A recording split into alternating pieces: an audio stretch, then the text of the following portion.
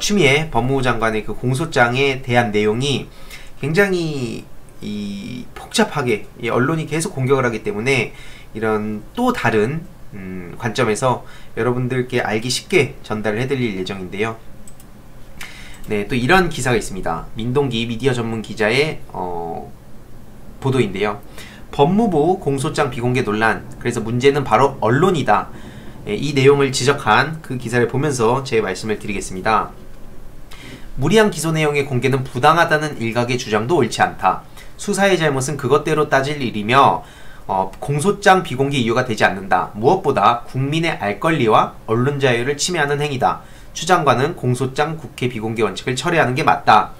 이게 그 경향신문의 사설 이례적인 청와대 선거 개입 공소장 비공개 수긍 안 된다 가운데 일부 내용입니다. 다들 아시겠지만 지금 상황이 청와대 울산시장 선거 개입 의혹과 관련해서 추미애 법무부 장관이 홀로 외롭게 싸우고 있는 상황인데요.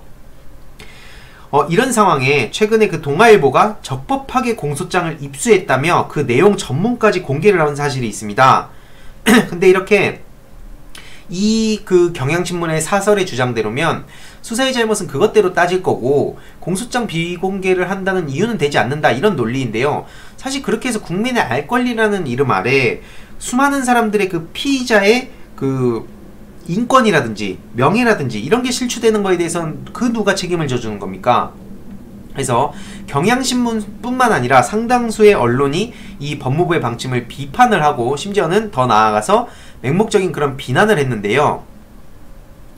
사실 비판받을 부분이 있다고 생각하는 사람들도 있습니다.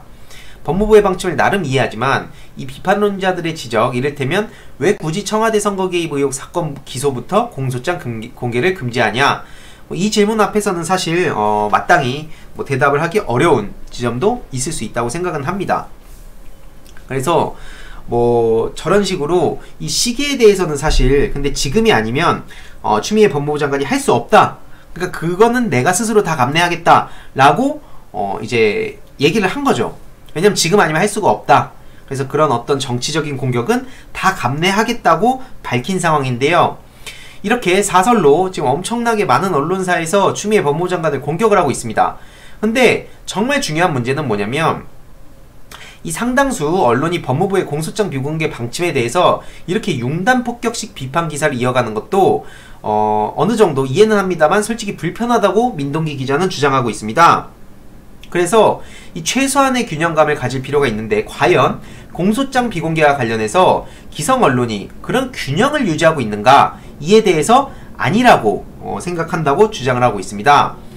한겨레가 같은 날 사설에서 언급한 대목에 국민의 알 권리와 피의자의 공정한 재판을 받을 권리는 충돌할 수밖에 없어서 어느 쪽이 우선한다고 섣불리 단정하긴 어렵다라는 대목에 또 점포 공감을 하고 있다는 주장인데요. 이 언론의 공소장 비공개 방침에 대한 비판도 일정 부분 이해는 하지만 이 피의자 역시 공정한 재판을 받을 권리가 있다고 보기 때문입니다.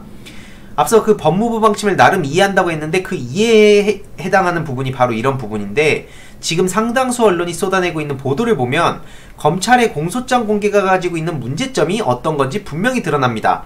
최근 그 조선일보가 일면에 보도한 기사 제목이 대통령의 선거 중립 특별히 더 요구된다, 검찰 공소장이 적시이라면서 따옴표를 졌다구로 땄는데요. 그 내용에는 청와대, 민정, 정무수석실 등 비서실의 7조직이 이제 울산시장 선거에서 수사에 개입한 걸로 밝혀졌다는 식으로 주장을 하고 있습니다. 그러면서 대통령까지 언급하며 청와대가 불법적으로 선거와 수사에 개입했다고 한 것이다 라는 내용을 다루고 그거를 또 제목으로 떡하니 넣은 건데요. 이게 과연 제대로 된 보도라고 볼 수 있냐는 겁니다. 이거는 어처구니 없는 보도라고 이제 저도 생각을 하고요. 검찰의 공소장은 앞서 저도 계속 꾸준히 말씀드리지만 검찰이 수사를 통해 내린 결론이지 사실이나 진실이 아닙니다. 즉 쉽게 말씀드리면 검찰의 일방적인 주장, 쉽게 말씀드리면, 그래서 이 사실 여부는 재판을 통해서 가려야 할 반쪽짜리 사실이지 확정된 진실이 아니라는 사실을 기억해야 됩니다. 근데 이 언론이 검찰의 공소장을 근거로 보도할 때 기본으로 삼아야 될 원칙이 바로 이 부분인데, 조선일보 기사를 보면 밝혀졌다, 뭐 청와대가 불법적으로 개입했다 이런 식으로 표현을 하고 있고, 마치 이거는 검찰의 공소장이 사실 확인인 것처럼 보도를 하고 있는 겁니다. 이와 관련해서 공소장 비공개를 두고 벌어진 논란을 보며 핵심적인 문제가 가려져 있다고 보는 건데, 법무부의 공소장 비공개를 마치 법무부와 검찰의 갈등을 벌이는 것처럼 많은 언론이 보도하고 있지만, 사실 이 문제의 본질, 그 핵심은 언론 보도에 있는 겁니다. 검찰의 공소장과 관련해서 언론이 여태까지 최소한의 균형감을 갖춘 상태에서 보도만 해왔더라도 여태까지 이런 논란은 벌어지지 않았을 텐데, 여태까지 언론이 어떻게 했습니까? 많은 언론이 검찰의 공소장이 마치 사실 확인인 양 단정지어서 보도를 해왔고, 이에 따른 피의자의 권리가 굉장히 많이 침해되고 명예를 실추시켜온 그런 측면이 있었다는 건 그 누구도 절대 부정을 할 수가 없다는 겁니다. 그래서 이 오늘 조선일보의 일면 기사가 단적인 예라고 해도 과언이 아닌데, 조선일보는 청와대가 개입한 거로 밝혀졌다고 보도했지만 이 대목은 검찰은 청와대가 개입한 것으로 결론 내렸다라고 바꿔야 온당한 겁니다. 검찰이 결론을 그렇게 내린 거지 아직 밝혀진 건 아닌 거죠. 이제 재판을 통해서 밝혀야 되는 거고. 그래서 검찰이 내린 결론이 사실인지를 판단하기 위해선 아직 많은 절차와 과정이 남아있는데, 언론에 의해서 검찰의 결론은 마치 사실처럼 둔갑을 하고 있고, 그래서 법무부의 공소장 비공개 반침이 비판받을 부분이 있다는 걸 이해를 하면서도 언론의 공소장 비공개에 대한 비판을 온전히 또 그런 수긍할 수 없는 이유라고도 보는 거죠. 그래서 공소장의 공개 여부보다는 그걸 사실로 단정해서 보도하는 언론이 결국엔 그 문제의 핵심이라고도 볼 수 있습니다. 이 문제를 해결하지 않고선 공소장 공개 혹은 비공개의 논란은 별 의미가 없다고 보고요. 결국에는 법무부가 공소장을 비공개로 하는 방침을 세우더라도 공소장은 언론을 통해 계속 공개가 될 가능성이 높습니다. 언론이 공소장을 사전에 입수할 수 있는 방법은 얼마든지 있기 때문이죠. 그래서 언론의 검찰 공소장 보도 관행이 바뀌지 않으면 이번 논란도 무용지물이 될 가능성이 높다는 얘기고, 하지만 기성 언론이 이번 공소장 비공개 논란을 보도하는 행태를 보니까 보도 관행의 변화를 기대하긴 어려울 것 같다는 내용입니다.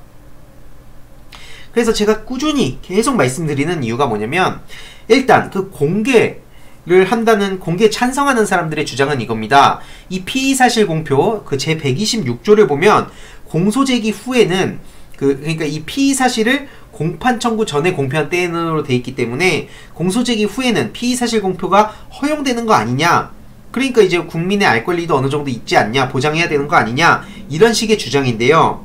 공소장의 공표와 공표 주체는 어느 정도 제한을 해야 됩니다.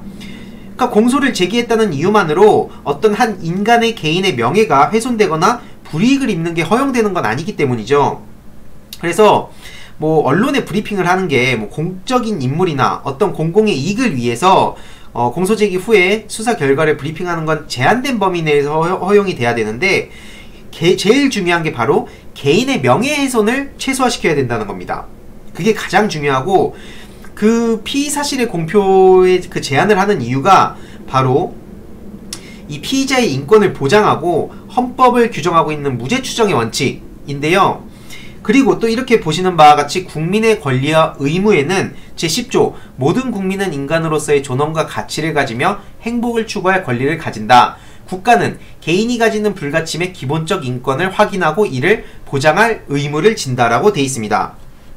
그래서 결국에는 앞서 계속 말씀드렸듯이 헌법 제27조 4항 무죄 추정의 원칙과 이 앞서 말씀드렸던 제10조 이거를 근거해서 개인정보 보호가 가장 중요하다는 겁니다. 근데 여태까지는 그런 관행이라는 이름 아래서 계속 공소장이 말 그대로 전 국민한테 아무렇지도 않게 그렇게 퍼져왔던 거죠. 그럼 어떻게 되겠습니까? 당연히 그런 문제들이 심각해지고 개인의 명예가 실추되고 인권이 결국에는 굉장히 훼손되고, 결국에 그러다 보면 어떻게 됩니까? 검찰의 일방적인 주장이 마치 절대 사실인 것처럼 사람들은 인식을 한다는 가장 크나큰 문제가 있다는 겁니다.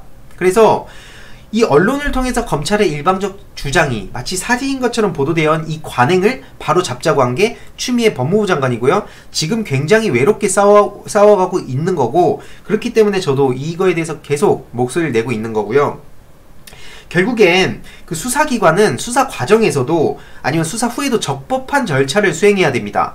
제일 중요한 게요. 근데 그 적법한 절차의 정당성을 확보하는 게 중요한데 그 정당성이 만약에 거기서 절차가 위법하다는 게 돼버리면 결과도 아무 의미가 없어요. 이거는 뭐 법을 본 사람들이면 아마 다들 아실 텐데 문제는 뭐냐면 여태까지 이 법치주의의 원칙이 많이 어겨지고 있었던 부분이 있었다는 거죠. 뭐 관행으로도 있을 수도 있는 거고 아니면 실제로 여론 재판을 통해서 자신네들이 마음에 안 드는 사람 하나 찍어 내리는 거. 예를 들자면 대표적으로 그 서울시 그 공무원 간첩 사건 그런 식으로 과거에 그리고 그 김기춘 씨 같은 사람들이 가장 잘했던 게 뭡니까? 멀쩡한 사람 범죄자 만들어서 뭐 과거 인혁당 사건이라든지 이런 거 보면 멀쩡한 사람들 진짜 범죄자 만들고 막 빨갱이 머리 해가지고 여태까지 그 자유한국당의 전신이었던 사람들이 다 그렇게 해와가지고 이어져 온 거 아닙니까? 이런 얘기들이 이런 문제들이 그러니까 검찰이 일방적으로 얘기를 하면 그냥 그게 기정사실화가 돼버린다는 거예요. 이게 말이나 되는 겁니까?